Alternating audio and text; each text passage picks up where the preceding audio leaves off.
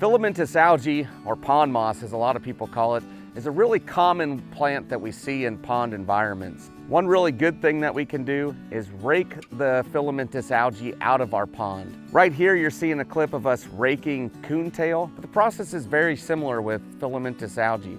We're going to rake that material, collect it, and take it away from our pond. Using an herbicide or an algicide is a great tool to use in combination with other techniques, but it's really important that we remove as much of that algae material from the pond as we can.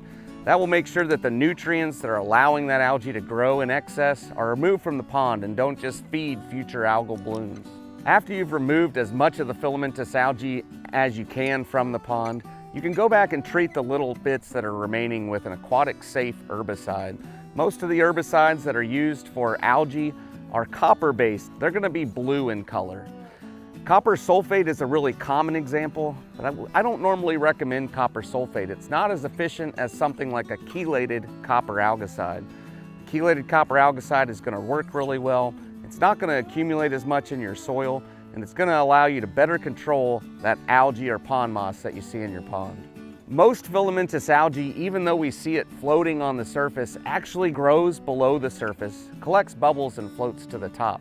So when we're applying our algicide, if there are little bits remaining, we want to spray on top of the surface, but really we want to make sure we get under the water. Place the wand of your applicator underneath the water, get it down, and allow that herbicide or algicide to make contact with those plants that are growing below the surface.